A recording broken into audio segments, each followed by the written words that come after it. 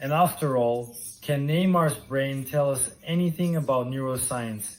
That's what I posted on my stories, and people commented, yeah, people were curious, right? Wanting to know what could possibly be the connection between Neymar's brain and neuroscience, okay? So a lot of people said it's because, well, he has, somewhat unique behavior, right? He has his stories and incidents. He has people said it's because of his balance, that he falls a lot, that he likes to show off, but actually it's none of that. What the research showed, what the researchers found and published in a renowned scientific journal was that Neymar's brain is prepared, shaped and trained so that he can be an excellent soccer player, which in fact he is. So what did the studies demonstrate? They compared Neymar's brain with the brains of players from a lower league, like a second division, with professional swimmers and with amateur soccer players, those weekend pickup game players.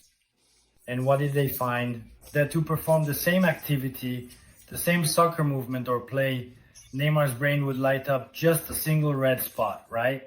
Because he practically doesn't need to think to perform that activity. That's why he's so unique. That's why he pulls off so many different plays. That's why defenders, the opposing center backs foul him so much, because he can do a lot of things that others can't, since his brain basically works on autopilot for that activity, right? The activated cortical region is very small.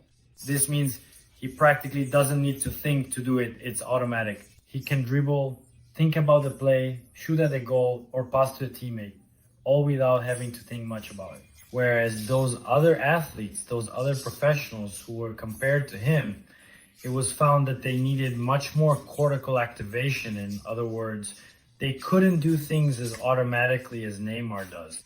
That's why he's able to perform so many actions. But what about Messi, Cristiano Ronaldo? Most likely, if they did the same study, they would have the same or even, an even lower cortical activation, because these elite athletes are trained for this. They receive constant stimulation during training, in games, throughout their lives. Neymar was definitely prepared from his childhood and adolescence to play football, to become one of the best in the world, which in fact he is, right? So what does this mean for us? It means you need to train your patient, your student, your client in exactly what you want them to improve. Improvement might not come in the first month or the second month, but the more you practice, the more you expose yourself to those activities, the better you'll get. Your brain will need to recruit fewer cortical structures, fewer higher level structures to perform that activity, and it will become automatic.